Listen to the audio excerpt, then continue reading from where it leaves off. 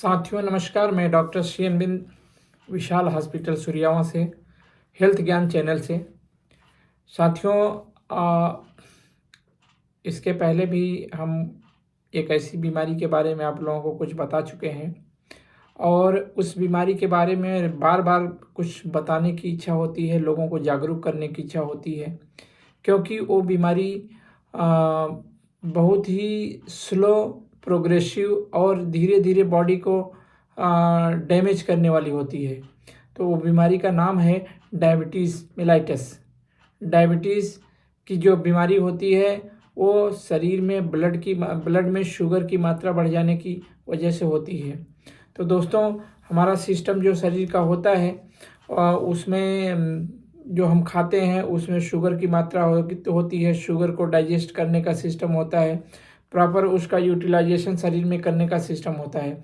अगर किसी कारणवश ग्लूकोज की मात्रा का यूटिलाइजेशन, मेटाबॉलिज्म जो शरीर में होना चाहिए वो नहीं होता है, या तो शुगर ज़्यादा ले रहे हैं, या शुगर का एब्जॉर्प्शन नहीं हो रहा है, या शुगर सेलुलर लेवल पे अच्छे से काम नहीं कर पा रहा है, तो इसकी वजह से जो प्रॉब्लम बनती है डायबिटीज़ की, उसमें पेशेंट आते हैं, ये पूछते हैं कि सर हमें शुगर है कि नहीं है, हम कैसे जानें हमारे शरीर में क्या चेंज होने चाहिए। या तो उनको डायबिटीज़ है भी, तब भी वो कहते हैं साहब हमको तो कुछ नहीं हुआ है, हम सब कुछ ठीक है। हमें बेसिक जानकारी क्या होनी चाहिए कि हमें पता चले कि हमें शुगर का लक्षण शुरू हो गया है। तो दोस्तों, सभी को ये जानना चाहिए कि शुगर की शुरुआत कैसे होती है, या शुगर शुरू होने पे शरीर में क्या प्रॉब्लम आती है, आप कैसे जान पाएंगे।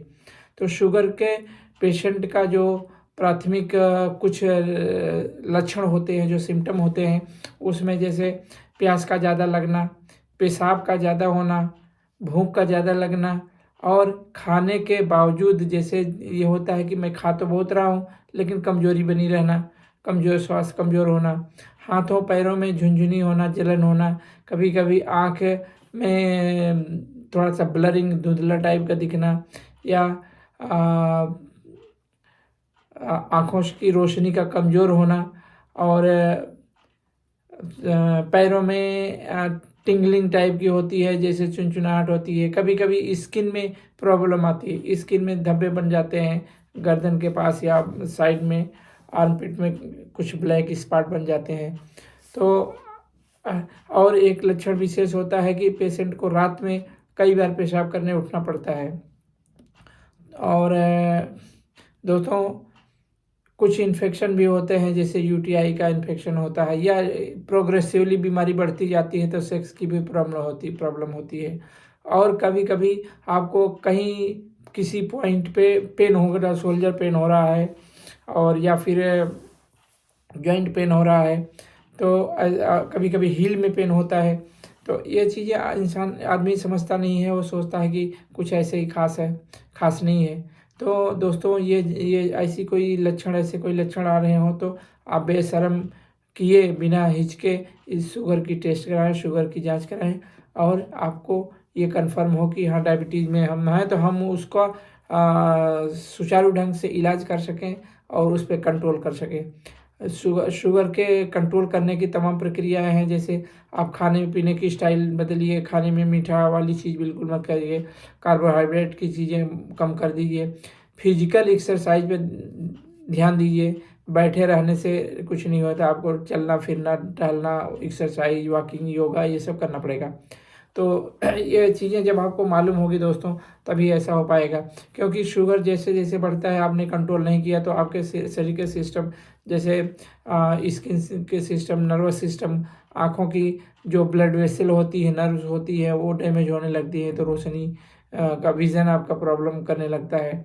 और कभी कभी आपको जैसे कार्डियक अरेस्ट की, स्ट्रोक की संभावना बढ़ जाती है।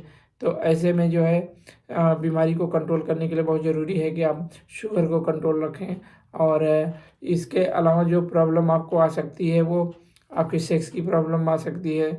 आप सेक्स का स्टेमिना कमज़ोर हो सकता है, इरेक्टाइल डिसफंक्शन हो सकता है, और पैरों में जलन हो सकती है, दर्द भी हो सकता है। तो ऐसे लक्षण जब आपको मिलते हों तो दोस्तों उसे इग्नोर मत करिए, उसको हल्के में मत लीजिए। आप किसी अच्छे डॉक्टर को दिखाइए, शुगर की जांच कराइए, शुगर का इलाज करिए। खान पीन परहेज दवाइयों से आप मेंटेन रहेंगे, कंट्रोल रखेंगे तो आप सही भी हो सकते हैं। इसलिए शुगर की बीमारियों को जो बेसिक लक्षण है वो हमने आपको बता दिया, और इसके रिगार्डिंग आपको अपने आप को अलर्ट रखना है और ख़ुद को फिट रखना है। और मेंटल प्रेशर ज़्यादा मत कीजिए, ज़्यादा टेंशन मत लीजिए, ज़्यादा सोचिए नहीं। वर्कलोड ऐसा रखिए कि जो आपके दिमाग पे ज़्यादा जोर न डाले। तो दोस्तों इस छोटी सी जानकारी के साथ मैं आप लोगों के बीच में आया, और मुझे उम्मीद है इससे आप लोगों को कुछ सीख मिली होगी। लंबी वीडियो न बन जाए इस वजह से दोस्तों मैं इतनी ही जानकारी के साथ आप लोगों को बता के फिर आप लोगों से विदा लेना चाहूँगा। और दोस्तों अगर मेरी बात आप लोगों को अच्छी लग रही हो तो वीडियो को थोड़ा लाइक कर दीजिएगा, कमेंट कर दीजिएगा। चैनल पे नए हो तो कृपया इसे सब्सक्राइब कर दीजिएगा, क्योंकि मेरा ये मन है, मैं एज ए डॉक्टर मैं चाहता हूँ कि आम पब्लिक को, आम इंसान को, हर व्यक्ति को कुछ न कुछ मेडिकल संबंधी, स्वास्थ्य संबंधी जानकारी मैं देता रहूं। इसके लिए आप लोगों की सपोर्ट की बहुत ज़रूरत है। दोस्तों बहुत बहुत धन्यवाद, आपने वीडियो देखी। नमस्कार, प्रणाम।